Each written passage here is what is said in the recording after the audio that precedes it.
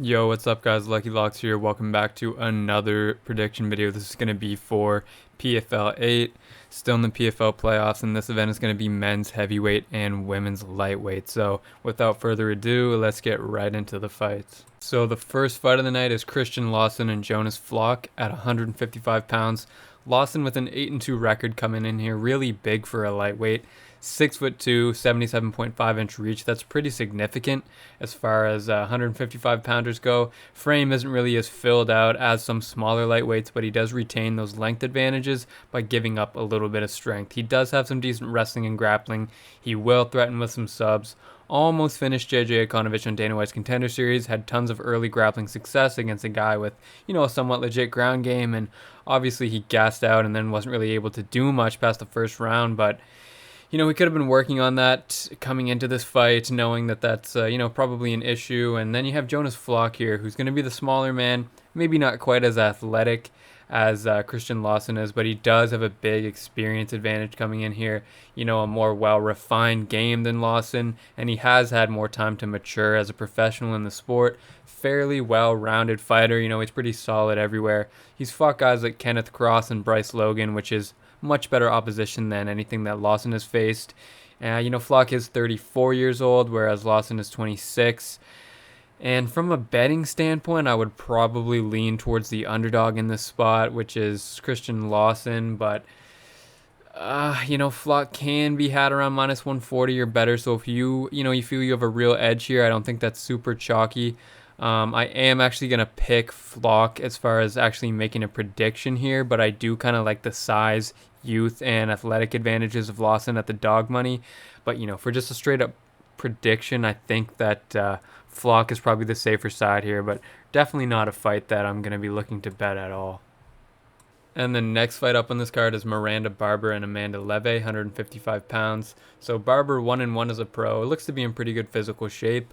4-3 as an amateur. 1-2 as a pro boxer. And she was finished in the first round by Laura Sanchez in MMA. Doesn't really fill me with confidence. I mean, Laura Sanchez, we saw her on PFL this season. Decent fighter, but, nothing really to write home about in my opinion. So seeing that Barber got finished by her in the first round doesn't really fill me with confidence. Coming in on short notice here against Amanda Leve, who's 0-0, but 2-0 as an amateur, and is going to be the much better grappler in my opinion. Made it to the ADCC World Tournament. That's very impressive. And I think this is probably a better matchup for Leve than the original opponent she had for this week. So I am going to pick Leve here. I feel like her market grappling advantage will win her this fight. I'm not crazy confident because both of these ladies are still pretty young in their career, but, I'm not going to bet this fight, but I am going to go ahead and pick Amanda Leve to get it done in this spot. So the next fight coming up on the card is going to be Claudia Zamora and Mariana Morais at 155 pounds. Zamora is 3-1. She's 9 years older than Morais is. She's actually smaller than her as well. Picked up 2 finishes on Icon this year and is coming in on short notice here to face Mariana Morais, who is 17-11, has 24 more fights under her belt than Zamora, and some really good names on her resume as well.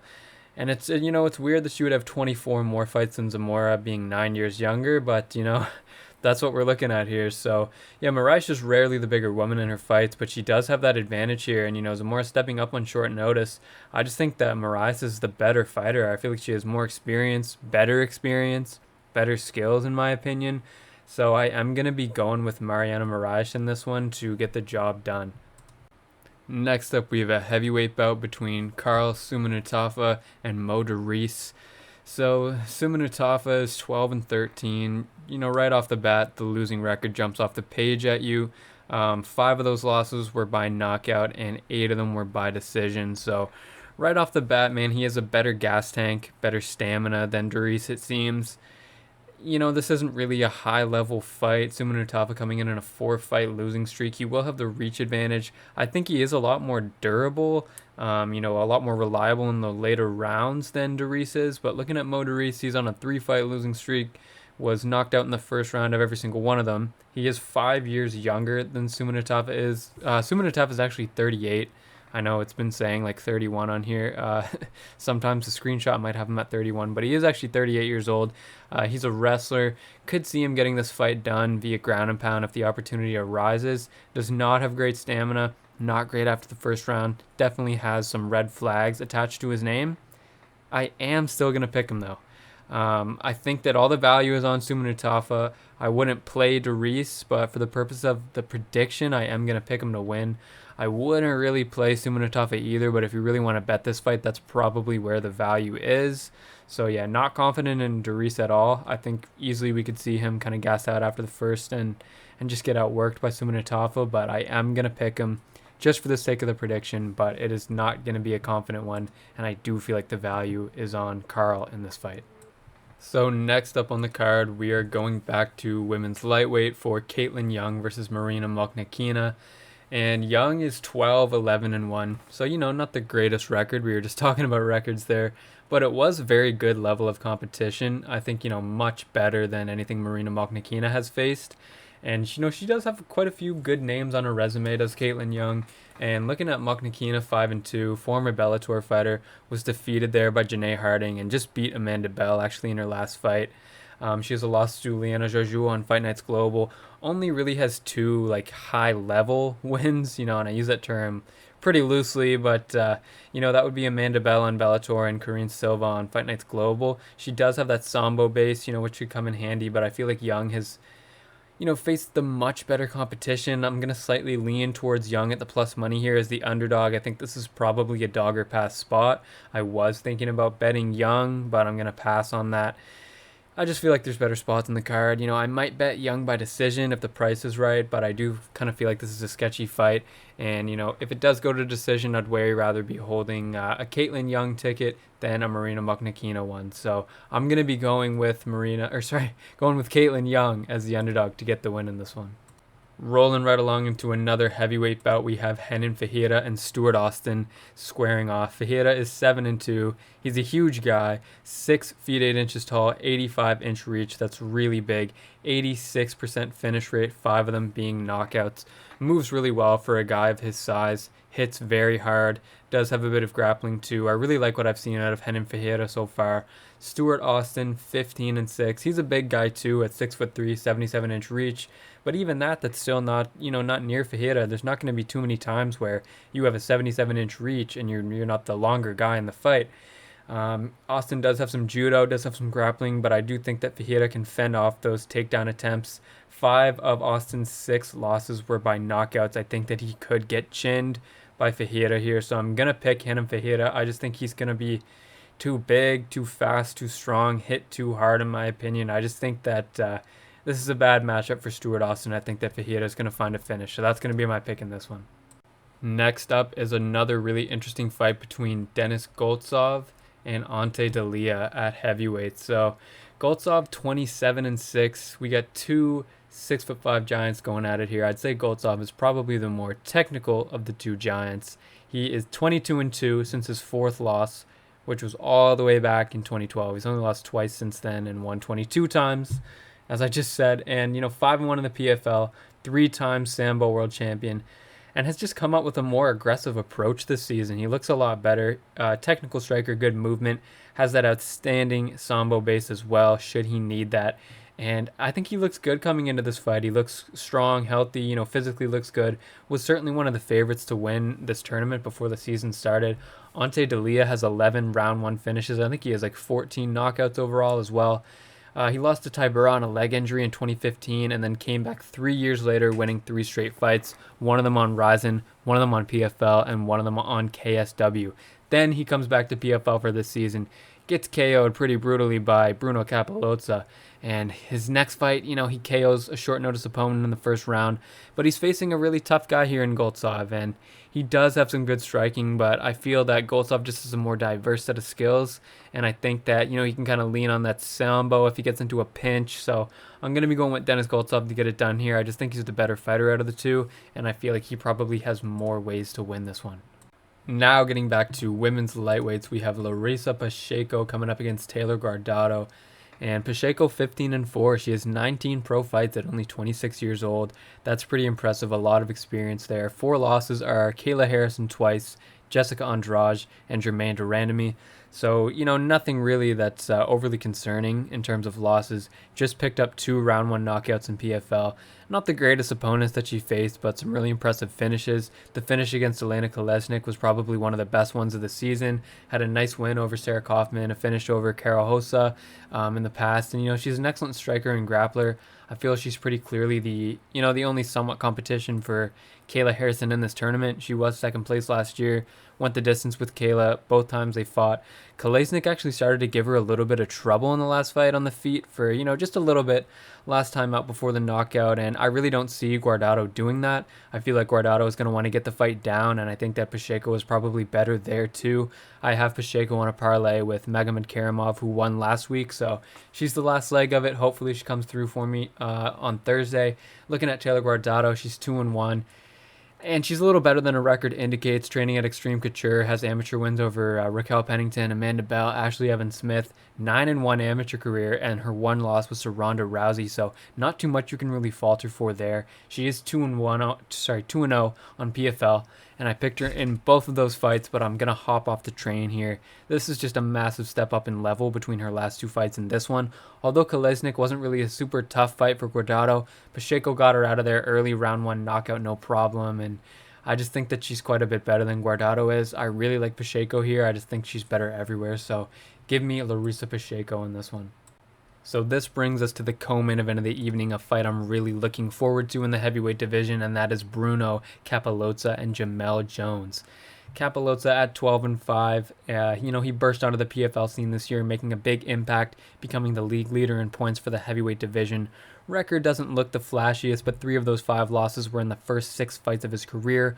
One of them was to Emiliano Sordi, and after that loss, he took a 1.5-year layoff, comes back in 2013, goes 4-0 on the Brazilian regional scene over 2 years, and he's knocking guys out every single time. 4 knockouts in 4 fights, gets the 220-pound title in jungle fights, and gets a shot on Ryzen, sharing the card with guys like Yuri Prohashka, Vadim Nemkov, and Valentin Moldavsky.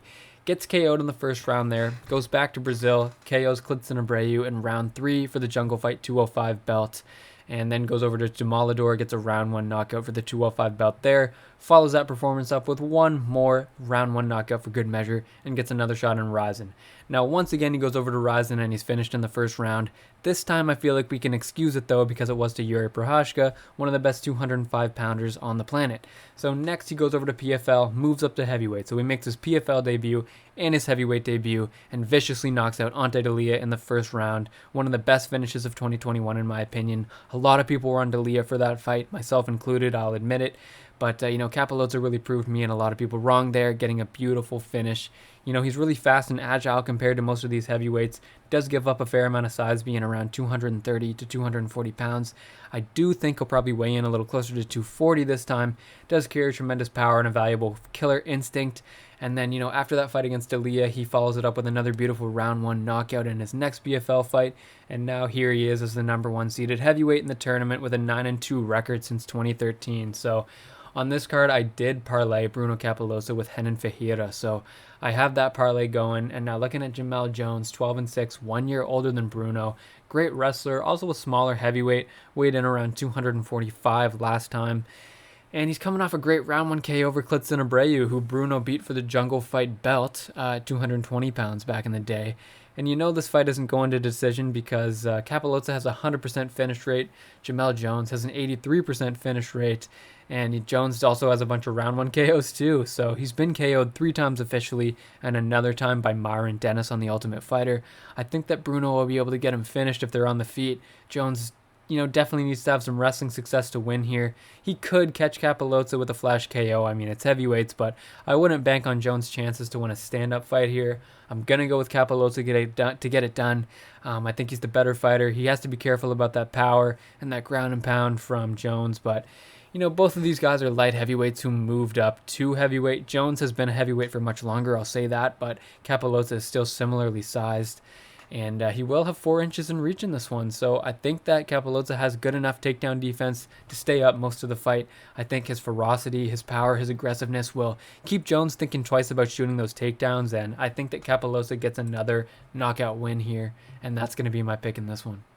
So now on to the main event of the evening between defending champion Kayla Harrison and City Kickboxing product Genah Fabian. So Kayla Harrison, 10-0.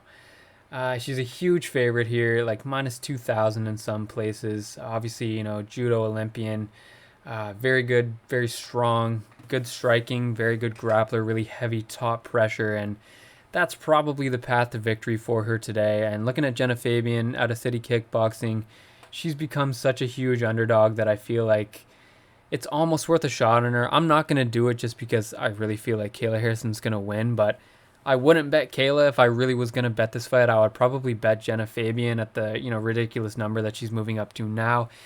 And as ridiculous of a number as it is, I do still feel like Kayla Harrison's going to beat her. Fabian obviously has excellent kickboxing, excellent stand-up, but I just think that Harrison's pressure and grappling attack is probably going to be a little bit too much. Fabian does have a pretty big size advantage in terms of reach, like 8 inches or something like that. And obviously being 6 feet tall, 5'11", 6 foot, right around there, she's going to be much taller than Kayla as well. But it's pretty hard to pick against Kayla Harrison these days. She's never lost, and I don't really see her picking up that first loss here. I feel like at the ridiculous price that Fabian's at, you could throw maybe $10 on her or something like that. But I'm not going to touch this fight betting-wise, and I do think that Kayla Harrison moves to 11-0 and advances to the finals with a win inside the distance over Genah Fabian here. That's going to do it for my PFL 8 predictions, guys. Thank you very much to everyone who takes the time to watch. I really appreciate it, and I hope you guys have a great week, have a great day today, and best of luck with your betting this weekend. Hopefully everyone makes some money. That's the goal. As always, take it easy, guys. Have a good one.